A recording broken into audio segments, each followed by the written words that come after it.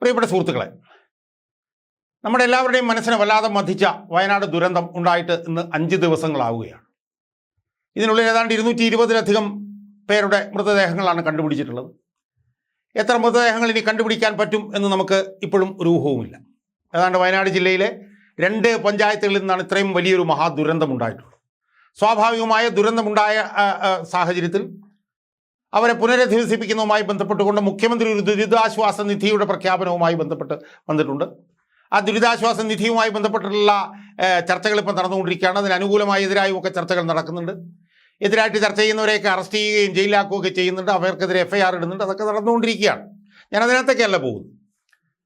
ഞാനിന്ന് വിശദമായി പറയാൻ ഉദ്ദേശിക്കുന്നത് ഈ ദുരിതാശ്വാസ നിധിയിലേക്കുള്ള ജനപ്രതിനിധികളുടെ കോൺട്രിബ്യൂഷൻ, അതുമായി ബന്ധപ്പെട്ടിട്ടുള്ള കാര്യങ്ങളാണ് ഞാൻ ഈ വീഡിയോയിലൂടെ ചർച്ച ചെയ്യാൻ ഉദ്ദേശിക്കുന്നത്.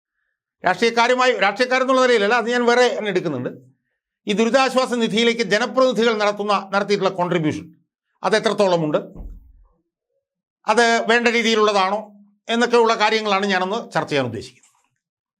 അത് പരിശോധിക്കുമ്പോഴത്തേക്ക് നമുക്ക് കാണാൻ കഴിയുന്നത് CPMൻ്റെ MLA മാർ ഏതാണ്ട് 50,000 രൂപ വെച്ച് അവർ 31 ലക്ഷം രൂപ അവർ കൊടുക്കുന്നുണ്ട്.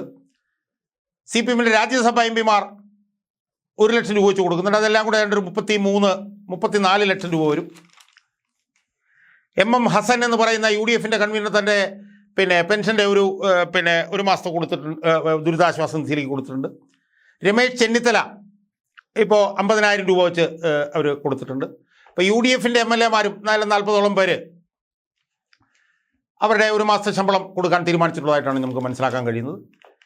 മാരിഫ എന്ന് പറഞ്ഞ മുൻ MP ഏതാണ്ട് ഒരു 28,000 രൂപ കൊടുത്തിട്ടുണ്ട്. KT ജലീൽ 5 ലക്ഷം രൂപ കൊടുത്തിട്ടുണ്ട്. അപ്പോൾ ഇതെല്ലാം അതുപോലെ തന്നെ മുഖ്യമന്ത്രി, അത് നമ്മൾ എടുത്തു പറയേണ്ടതാണ്, കേരളത്തിൻ്റെ മുഖ്യമന്ത്രി ശ്രീമാൻ പിണറായി വിജയൻ ഈ 220-ലധികം ആളുകൾ മരിച്ച ദുരിതാശ്വാസ നിധിയിലേക്ക് കൊടുത്തിരിക്കുന്ന തുക എത്രയാണെന്നറിയാമോ സുഹൃത്തുക്കളെ? 1 ലക്ഷം രൂപ. 1 ലക്ഷം.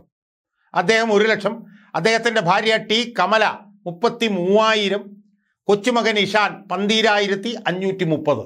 ഇവിടെ ചേർന്ന് മുഖ്യമന്ത്രിയുടെ കുടുംബം 1,45,530 രൂപ അദ്ദേഹം ഈ 220-ലധികം പേര് മരിച്ചിട്ടുള്ള ഈ ദുരിതാശ്വാസ നിധിയിലേക്ക് അദ്ദേഹം ദയവുണ്ടായി സംഭാവന നൽകിയിട്ടുണ്ട്. നമ്മൾ പ്രത്യേകം ശ്രദ്ധിക്കണം. അത് ശരിക്കും വേറൊരു വീഡിയോയ്ക്ക് ചെയ്യാനുള്ളൊരു വിഷയമാണ്. അതുപോലെ തന്നെ ജോസ് കെ മാണി ഏതാണ്ട് 1 കോടി രൂപ കൊടുത്തിട്ടുണ്ട്. അപ്പോൾ ഇതെല്ലാം കൂടെ ചേരുമ്പോൾ ഏതാണ്ട് ഒരു 2 കോടി രൂപയോളം കേരളത്തിലെ ജനപ്രതിനിധികൾ ഈ ദുരിതാശ്വാസ നിധിയിലേക്ക് സംഭാവന ചെയ്തിട്ടുണ്ട് എന്ന് നമുക്ക് മനസ്സിലാക്കാൻ കഴിയും. ഏതാണ്ട് 2 കോടി രൂപയാണ്. അപ്പോൾ ഞാനിവിടെ ചോദിക്കാൻ ഉദ്ദേശിക്കുന്ന ചോദ്യം, ഈ കേരളത്തിലെ ഉള്ള ജനപ്രതിനിധികൾ ഇത്രയും വലിയൊരു മഹാദുരന്തം ഉണ്ടായപ്പോൾ ഇത്രയും പണം കൊടുത്താൽ മതിയോ സുഹൃത്തുക്കളെ? അതാണ് എനിക്ക് ചോദിക്കാനുള്ളൊരു ചോദ്യം. എന്ന് മാത്രമല്ല, അവർ എത്ര കോടി രൂപ കൊടുക്കണമെന്നുള്ളത് സംബന്ധിച്ചും ഞാൻ ചില കാര്യങ്ങൾ പറയാൻ ഉദ്ദേശിക്കുന്നുണ്ട്. അപ്പോൾ ആദ്യം അവർ ഇത്ര കോടി രൂപ കൊടുക്കണമോ അല്ലെങ്കിൽ ഇത്ര കോടി രൂപയായിരുന്നു കൊടുക്കേണ്ടിയിരുന്നത് എന്നുള്ള ചോദ്യമാണ് ഞാൻ ആദ്യം ചോദിക്കാം. അപ്പോൾ ഞാൻ MLA-മാരുടെ നോക്കിയപ്പോൾ 140 MLA-മാരുണ്ടല്ലോ. അവർക്ക് ശമ്പളവും മറ്റ് ആനുകൂല്യങ്ങളും എല്ലാം കൂടെ ചേർന്നൊരു 1 ലക്ഷം രൂപ വരുമാനമുണ്ടെങ്കിൽ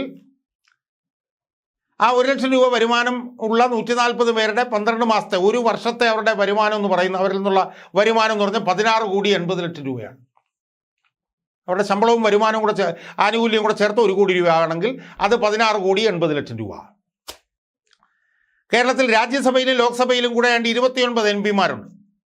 അവർക്കൊരു മാസം ഓരോരുത്തർക്കും ഏതാണ്ട് ശരാശരി 3 ലക്ഷം രൂപ വരുമാനമുണ്ടെന്ന് കണക്കാക്കിയാൽ അത് ഏതാണ്ട് ഒരു 10,44,00,000 രൂപ വരും.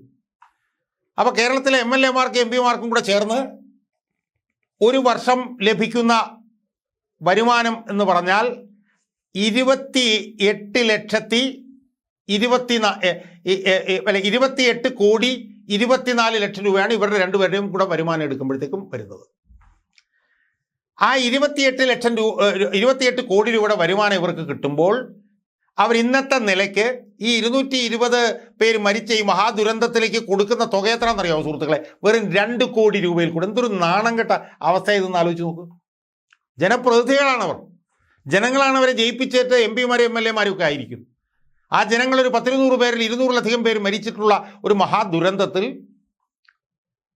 അവർ ദുരിതാശ്വാസ നിധിയിലേക്ക് കൊടുക്കുന്നത് മൊത്തം 2 കോടിയിൽ പരം രൂപ. 28 കോടി രൂപയുടെ വരുമാനമുള്ളപ്പോഴാണ് അവർ ഈ പണം കൊടുക്കുന്നത്. ഇത് തുലം കുറവാണ് എന്നുള്ള ബോധ്യം അവർക്കുണ്ടാകണം. ഇത് മരിച്ച ആളുകളെ അപകീർത്തിപ്പെടുത്തുന്നതിന് തുല്യമാണ് ഇത് എന്ന് അവർ മനസ്സിലാക്കണം. ഇനി അവരെന്താണ് കൊടുക്കേണ്ടത് എന്നുള്ളത് സംബന്ധിച്ചിട്ട് എൻ്റെ ഒരു അഭിപ്രായം ഞാൻ പറയാം. എൻ്റെ ഒരു അഭിപ്രായമായിട്ടല്ല, അത് RS ശശികുമാർ എന്ന് പറഞ്ഞ പൊതുപ്രവർത്തകനാണ് അത് ഒരു ചർച്ചയിൽ എന്നോട് പറഞ്ഞത്. അത് ഇവിടെ ഞാനൊന്ന് റീട്രേറ്റ് ചെയ്യാൻ വേണ്ടി, ഞാനൊന്ന് ആവർത്തിച്ച് പ്രഖ്യാപിക്കാൻ വേണ്ടിയിട്ടാണ് ഞാനിവിടെ ഉദ്ദേശിക്കുന്നത്. സുഹൃത്തുക്കളെ, ഞാൻ അന്വേഷിച്ചപ്പോൾ മനസ്സിലായൊരു കാര്യം, കേരളത്തിലെ MLA-മാർക്ക് ഈ പ്രാദേശിക വികസന ഫണ്ടും MLA വികസന ഫണ്ടും എല്ലാം കൂടെ ചേർന്നിട്ട് ഒരു വർഷം ഏതാണ്ട് 6 കോടി രൂപ അവർക്ക് കിട്ടുന്നുണ്ട് എന്നാണ് ഞാൻ മനസ്സിലാക്കുന്നത്. ആ 6 കോടി രൂപയിൽ 6 കോടി രൂപ 140 MLA-മാർക്കും കിട്ടുന്നു എന്ന് പറയുമ്പോൾ ഒരു വർഷം അത് 840 കോടി രൂപയുണ്ട്. 840 കോടി രൂപ അവരുടെ ആസ്തി വികസന ഫണ്ടും പ്രാദേശിക വികസന ഫണ്ടുമായിട്ട് 140 MLA-മാർക്കും കൂടി 840 കോടി രൂപ കിട്ടുന്നുണ്ട്. കേരളത്തിൽ 29 MP-മാരുണ്ട്. ഓരോ MP-മാർക്കും ഓരോ വർഷം ആസ്തി വികസന ഫണ്ടായിട്ട് 5 കോടി രൂപ കിട്ടുന്നുണ്ട്.